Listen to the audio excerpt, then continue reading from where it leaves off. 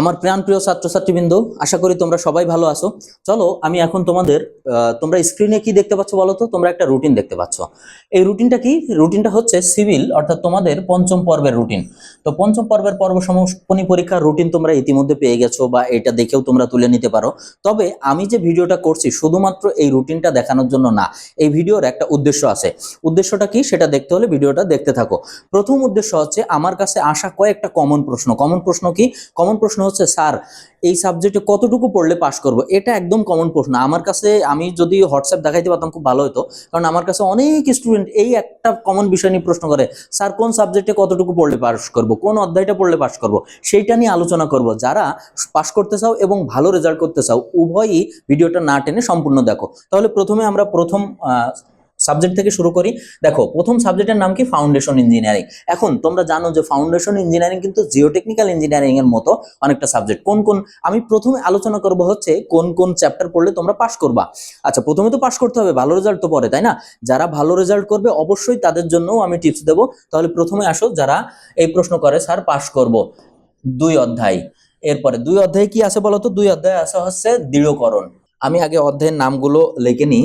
চতুর্থ অধ্যায়ে আছে হচ্ছে ম্যাথ, এরপরে 3 অধ্যায়ে হচ্ছে এসপিটি, এরপরে হচ্ছে ভার বহন ক্ষমতার ম্যাথ। ঠিক আছে, ভালো করে খেয়াল করো, আমি একটু শর্টে বলছি তোমাদের, এটা তোমাদের বোঝার সুবিধার জন্য।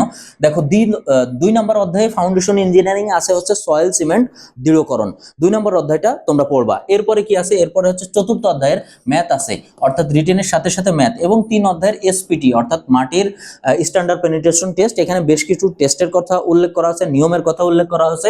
এরপরে হচ্ছে কি বলতো, এখানে হচ্ছে এই ভার বহন ক্ষমতার ম্যাথের কথা উল্লেখ আছে। এখন প্রশ্ন হচ্ছে, স্যার এই 3 চ্যাপ্টার পড়লে কি আমরা পাস করব? না, এই 3 চ্যাপ্টার পড়লে পাস করা কঠিন হয়ে যাবে। এর সাথে তুমি প্রথম অধ্যায়, তারপরে হচ্ছে নবম অধ্যায় 1 এবং 9, এই অধ্যায়গুলো পড়বা। 1 এবং 9 এই অধ্যায় 5টা পড়লে আশা করি তুমি পাস মার্কের ভিতর থেকে কমন পাবা।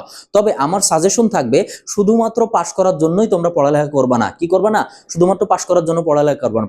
তোমার টার্গেট থাকবে আমি A+ পাবো। সেখান থেকে যদি কিছু কম আসে সেটা ভিন্ন কথা। তাহলে এই হচ্ছে তোমার ফাউন্ডেশন ইঞ্জিনিয়ারিং নিয়ে প্রশ্ন।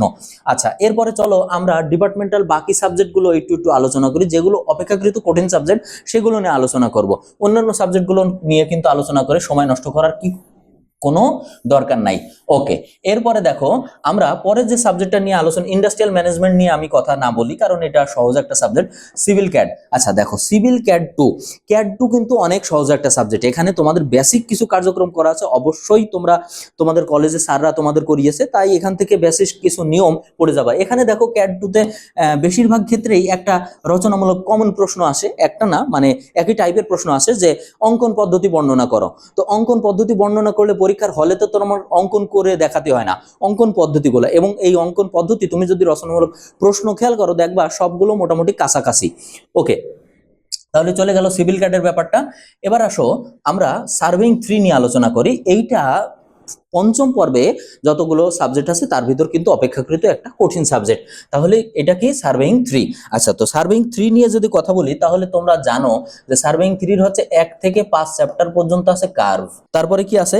এখন সেটা উত্তল হইতে পারে, অবতল কার্ভ, তারপরে হচ্ছে বিভিন্ন ধরনের বাঁক আছে, তোমার বিপরীত বাঁক, লেমিনেস্কেট, এই ধরনের বিভিন্ন বাঁক আছে, এবং এই বাঁক সংক্রান্ত বেশিরভাগ ম্যাথ আছে। এখন কেউ যদি চিন্তা করে, স্যার আমার এই বাঁকটাকে, এগুলো আমার কাছে খুব বিরক্ত লাগে, খুব কঠিন লাগে, এগুলো স্যার আমার জন্য বোঝা কঠিন হয়ে যাচ্ছে, সেক্ষেত্রে আমি কি করতে পারি? দেখো, সেক্ষেত্রে তুমি যে কাজটা করতে পারো, আমাদের কোর্সটা নিতে পারো। আমাদের কোর্সে এগুলো খুব সুন্দর করে বুঝিয়ে দেওয়া আছে। সেক্ষেত্রে তোমার এটা মোটেও কঠিন লাগবে না। আর কোনো স্টুডেন্ট যদি চিন্তা করে যে সার্ভেইং 1-এ আমি বাঁক না পড়ে পাস করব, তার জন্য আমি বলবো যে সো মাচ ডিফিকাল্ট হয়ে যাবে, অনেক ডিফিকাল্ট হয়ে যাবে। কারণ এখানে বেশিরভাগ অঙ্কই কিন্তু তোমার এই কার্ভের চ্যাপ্টার থেকে আসবে। তুমি যখন রোডে কাজ করতে যাবে তখন তো এই কার্ভ তোমাকে লাগবেই। আচ্ছা, এরপরে দেখো, কার্ভের পরে যে জিনিসটা আছে সেটা হচ্ছে 7 অধ্যায়, চ্যাপ্টার 7-এর আসা হচ্ছে সাউন্ডিং। এই সাউন্ডিং থেকে কিন্তু তোমার ম্যাথ আসে। তাহলে তোমরা এই চ্যাপ্টার 1 থেকে 5 এবং সাউন্ডিং, এই ম্যাথটা অবশ্যই করবা। সার্ভেইং 1-এর ক্ষেত্রে, সার্ভেইং 3-এর ক্ষেত্রে আরেকটা জিনিস, সুপার এলিভেশন। আমি একটু লিখে নিই, সুপার এলিভেশন। এই সুপার এলিভেশনও কিন্তু তুমি অবশ্যই করবা। তাহলে এই 3টা টপিক থেকে অর্থাৎ 1 থেকে 5 অধ্যায়, সপ্তম অধ্যায়, এখান থেকে আছে 5টা 6টা, এবং এখানে সুপার এলিভেশনের যে চ্যাপ্টারটা 7টা চ্যাপ্টার, এই 7টা চ্যাপ্টার পড়লে তুমি মোটামুটি পাশের জন্য ভালো মার্ক পেয়ে যাবে এবং আশা করি পড়বা। তবে হ্যাঁ, আরেকটা কথা আমি বলতে ভুলে গেছি, এখন বলে রাখি, তোমাকে বলছি 7টা চ্যাপ্টার পড়তে, এই 7টা চ্যাপ্টার ভিতরে যদি তুমি ফাঁকি দাও তাইলে কিন্তু ভাই পরে আমাদের দোষ দিও না, স্যার আপনি তো বলছিলেন 5টা পড়তে, আমি তো 5টা পড়ছি, আমি তো পাস করি নাই। না না না, এটা করা যাবে না। আচ্ছা, তো সেক্ষেত্রে তোমাদের দেখো ফাউন্ডেশন ইঞ্জিনিয়ারিং, তারপর surveying 3, theory of structure, hydraulics, water supply engineering, এই সাবজেক্টগুলো কঠিন মনে হতে পারে, কিছু সাবজেক্ট আসলে একটু কঠিনই। তবে সেক্ষেত্রে যে কাজটা তোমরা করবা, আমাদের সিঙ্গেল সাবজেক্টের কোর্স আছে, দেখা যাচ্ছে তোমার সব সাবজেক্টের সমস্যা নেই, একটা বিশেষ সাবজেক্টের সমস্যা আছে, তুমি সেই কোর্সটা কিন্তু নিতে পারো। আর পরীক্ষার আগে এখন একটা সাবজেক্টের একটা কোর্সের কতই বা দাম, 200-250 টাকা বা সর্বোচ্চ 300 টাকা, এই টাকায় তোমার কিচ্ছু হবে না, কিন্তু ওই সাবজেক্টটাই তোমার রেফার্ড আসবে না, তোমার একটা দাগ লাগবে না, এটা তুমি পাস করে যাবা। আমি বুঝি না কেন স্টুডেন্টরা এই জিনিসগুলো বোঝে না।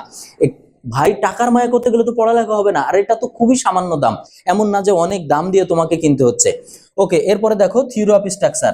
দেখো থিওরি অফ স্ট্রাকচারে গত 2-3 দিন ধরে একটা স্টুডেন্ট আমাকে বলেই যাচ্ছে, তো আমি সময় পাচ্ছিলাম না, তো পার্সোনালি তাকে বলে দিয়েছি। এবার দেখো তোমাদের সবার জন্য আমি বলছি যে থিওরি অফ স্ট্রাকচারে তোমরা কোন কোন চ্যাপ্টার পড়বা। দেখো থিওরি অফ স্ট্রাকচারের প্রথম চ্যাপ্টারটা আছে হচ্ছে তোমার ওই যে ছিল না স্ট্রাকচারাল মেকানিক্স, ওর লাস্টের চ্যাপ্টারটা, তার মানে 1 নাম্বার চ্যাপ্টার আছে হচ্ছে এসএফডি অ্যান্ড বিএমডি। আর এরপরে কত চ্যাপ্টার আছে, এরপরে হচ্ছে 2 নাম্বার চ্যাপ্টার আছে হচ্ছে এসএফ অ্যান্ড বিএম, 3 নাম্বার আছে হচ্ছে ডিফ্লেকশন, তারপরে 6 নাম্বার আছে হচ্ছে আচ্ছা আমি এই পাশে লিখি বোঝানোর জন্য, 6 নাম্বার আছে ট্রাস এবং 9 নাম্বার আছে কলাম। দেখো ভালো করে খেয়াল করো, থিওরি অফ স্ট্রাকচার তোমাদের ভাষ্যমতে বা এই এখানকার সবচেয়ে গুরুত্বপূর্ণ সাবজেক্ট, কারণ স্ট্রাকচারাল ইঞ্জিনিয়ারিং পরবর্তীতে এই সাবজেক্টের কোনো বিকল্প নাই। ভালো করে খেয়াল করো, প্রথমে এসএফ অ্যান্ড বিএম, এইটার অর্থাৎ বিএমডি শেয়ার ফোর্স ডায়াগ্রাম এবং বেন্ডিং মোমেন্ট ডায়াগ্রাম, এর কোনো কম্পেয়ার হবে না, মানে এর কোনো তুলনাই নাই, অর্থাৎ এর কোনো মানে তুমি এটার কি রিপ্লেস করতে পারবে না। তুমি যে সাবজেক্টই পড়ো, মানে থিওরি অফ স্ট্রাকচারের যে চ্যাপ্টার বাদ দাও না কেন, এই সাবজেক্টটা বাদ দেওয়ার কোনো সুযোগ নাই। তাহলে এই চ্যাপ্টারটা সবার আগে। এরপরে কি বলতো, এসএফ অ্যান্ড বিএম, অর্থাৎ শেয়ার ফোর্স এবং বেন্ডিং মোমেন্ট সংক্রান্ত যে ম্যাথগুলো, এটা কিন্তু এখান থেকে আছে, এবং এই ম্যাথগুলো এই স্ট্রাকচারাল কি বলে হচ্ছে থিওরি অফ স্ট্রাকচার বইয়ের ভিতর সবচেয়ে সহজ ম্যাথ। আমি বুঝি না কেন এগুলো স্টুডেন্ট স্কিপ করে। এরপরে আসো ডিফ্লেকশন, তাহলে কয়টা অধ্যায় গেল, 3টা। এরপরে দেখো ট্রাস, তোমরা বইয়ের পিছনে ভালো করে বোর্ড কোশ্চেনগুলো খেয়াল করবা, ট্রাস, তারপরে শেয়ার ফোর্স বেন্ডিং মোমেন্ট, তারপরে শেয়ার ফোর্স ডিফ্লেকশন, প্রত্যেকটা চ্যাপ্টার আমি যে এখানে 3, 4, 5, 6টা চ্যাপ্টার উল্লেখ করেছি, 6টা চ্যাপ্টার থেকেই ম্যাথ আসে, তবে বেশি আসে হচ্ছে এই উপরের 5টা চ্যাপ্টার থেকে। এরপরে দেখো ট্রাসের একটা ম্যাথ কিন্তু তোমার অবশ্যই আসবে, আর এবং ট্রাসের ম্যাথগুলো সহজ। এরপরে দেখো এগুলো মোটামুটি এগুলো করলে কি হয়ে যায়, তোমার পাস হয়ে যাবে। এরপরে যারা একটু সেফ জোনে থাকতে চাও যে আমি পাস করবই, আমার পাস মার্ক কমন আসবেই, তারা কি করবা, 9 নাম্বার চ্যাপ্টারটার কলামের এই ম্যাথগুলো অবশ্যই করবা। তাহলে কি করতে হবে, কলামের চ্যাপ্টারটা করলেও কিন্তু তোমার এটা ক্লিয়ার হয়ে যাবে। তাহলে থিওরি অফ স্ট্রাকচার নিয়ে কথাবার্তা শেষ। এখন আমরা লাস্ট আরেকটা সাবজেক্ট নিয়ে একটু কথাবার্তা বলবো, সেটা হচ্ছে হাইড্রোলিক্স। তো হাইড্রোলিক্স নিয়ে আমরা যদি কথা বলি, তাহলে প্রথমেই যে জিনিসটা আসবে সেটা হচ্ছে চ্যাপ্টার 1। চ্যাপ্টার 1-এ কি, চ্যাপ্টার 1-এ হচ্ছে সারফেস টেনশন। আচ্ছা, এরপরে দেখো চ্যাপ্টার 4-এ প্লাবতা আছে, এরপরে চ্যাপ্টার 6-এ আছে বার্নৌলি লিখে দিলাম। এরপরে তোমার 8-এ আছে হেড লস, এবং চ্যাপ্টার 9 আছে ফ্রিকশন লস, এবং চ্যাপ্টার 10-এ আছে নস অ্যান্ড উইয়ার। দেখো ভালো করে খেয়াল করো, তাহলে হাইড্রোলিক্সের কোন চ্যাপ্টারগুলো তোমরা পড়বা। হাইড্রোলিক্সের প্রথম অধ্যায় সারফেস টেনশন, এই সারফেস টেনশনের খুব ছোট কয়েকটা ম্যাথ আছে এবং সারফেস টেনশনের একটা প্রমাণ আসে। তোমরা প্রশ্ন খেয়াল করে দেখবা, বেশিরভাগ প্রশ্নে এই প্রমাণটা আসে। 2 নম্বর এই চতুর্থ অধ্যায়ের প্লাবতা, অর্থাৎ পানির ঊর্ধ্বমুখী বলের যে ম্যাথ, এটা করবা। তারপরে 6 নাম্বার বার্নৌলি, এই বার্নৌলি হচ্ছে খুব ইম্পর্টেন্ট। বার্নৌলি থেকে প্রত্যেক পরীক্ষায় হয় বার্নৌলির প্রমাণ আসবে, না হলে বার্নৌলি থেকে অঙ্ক আসবে, তার মানে এই অধ্যায়টা মাস্ট, বাদ দেওয়ার কোনো সুযোগ নাই। এরপরে হচ্ছে 8 অধ্যায়ের হেড লস, বিভিন্ন কারণে হেড লস হইতে পারে, ফ্রিকশনাল কারণে হইতে পারে, এই ম্যাথগুলো খুব ইম্পর্টেন্ট। তবে যারা হচ্ছে শুধু পাস করতে চাও তারা এই 2টা ম্যাথ কিন্তু অবশ্যই করবা। এরপরে 9 নম্বরে কি আছে, ফ্রিকশনাল লস। এরপরে 10 নম্বরে আসে হচ্ছে নস এবং উইয়ার। নস এবং উইয়ার থেকেও ম্যাথ আসে এবং এখানে ফ্রান্সিস এবং তারপরে আরেকটা কি বোধহয় ম্যানিংসের, হ্যাঁ মনে পড়েছে, ম্যানিংসের সূত্র আছে। এই সূত্রগুলো পড়লে ম্যাথ কমপ্লিট করলে আশা করি তুমি পাস মার্ক কেন আরো বেশি পাবা।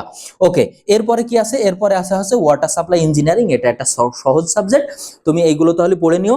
তাহলে সবশেষে আমি কি বলি, সবশেষে আর 2-1 মিনিট কথা বলে ভিডিও শেষ করব। দেখো তোমাদের 6 তারিখে ফাউন্ডেশন পরীক্ষা, এটা হচ্ছে সকাল 10টায় এবং বৃহস্পতিবার। প্রত্যেকটা পরীক্ষার ক্ষেত্রে যেমনটি এখানে লেখা দেখতে পাচ্ছ, তুমি এই যে বারগুলো লেখা আছে, তারপরে টাইম, এটা অবশ্যই খেয়াল করবে, এই দুটো অবশ্যই খেয়াল করো, বার এবং টাইম, না হলে ভুল হয়ে যেতে পারে। এরপরে পরীক্ষায় তো সাবজেক্ট কোড অবশ্যই লাগবে। দেখো 6 এর পরে 4 দিন ছুটির পর ইন্ডাস্ট্রিয়াল ম্যানেজমেন্ট, এরপরে আবার 4-5 2 দিন ছুটি, 2 দিন ছুটির পর হচ্ছে ক্যাড। ঠিক আছে, ক্যাডের আগে 2 দিন বেশি ছুটি লাগে না। এরপরে হচ্ছে 13 পর 18 তারিখ 5 দিন ছুটি সার্ভেইং 3 এর আগে, বাহ ওয়াও। এরপরে দেখো 18 থেকে 23, 19, 20, 21, 22, 23, মোটামুটি 5 দিন থিওরি অফ স্ট্রাকচার আছে। ওকে, এরপরে 23 এর পরে 31 হাইড্রোলিক্স এর আগে, ও ওয়াও। এরপরে দেখো 31 এর পর 2 ওয়াটার সাপ্লাই, ওয়াটার সাপ্লাইয়ের আগে 2 দিনের বেশি ছুটি লাগে না। এইবার আমি অন্যান্য রুটিনগুলোর ব্যাপারে এত বিস্তারিত না বলে শুধুমাত্র সিভিল 3rd এবং 5th এর যে রুটিন নিয়ে কথা বলছি বা বললাম, এই রুটিনটা চমৎকার হয়েছে। এক কথায় এই রুটিন নিয়ে স্টুডেন্টের অভিযোগ থাকার কোনো কথা নাই, কারণ যে সাবজেক্টের আগে যতটুকু ছুটি দরকার আশা করি ততটুকু ছুটি দিয়েছে। তাহলে এই ভিডিওটা শেষ পর্যন্ত দেখলে তুমি ফুল কনসেপ্টটা বুঝতে পারবা, কোনটুকু তোমার পড়া লাগবে, কোনটা বাদ দেওয়া লাগবে, ভালো রেজাল্টের জন্য কি করা লাগবে, এইটাই। তাহলে পরবর্তীতে তোমরা যদি কোনো সাবজেক্টে মানে সমস্যা মনে করো, দেখো আমি তো লাইভ ক্লাস তোমাদের নেবই, এছাড়াও আমাদের কোর্সগুলো আছে, অর্থাৎ সব সাবজেক্টের কিন্তু ইন্ডিভিজুয়াল কোর্স আছে। যেটাতে সমস্যা সেই সাবজেক্টের কোর্সটা তুমি কিনে নাও, বেশি দাম না, বোধহয় 250 থেকে 300 টাকা দাম, এর বেশি হওয়ার কথাই নাই। তারপরেও যদি ওই সাবজেক্টেই তোমার কোনো সমস্যা থাকে তাহলে আমি তো আছেই। তাহলে এই আলোচনা এই পর্যন্তই, ধন্যবাদ সবাইকে।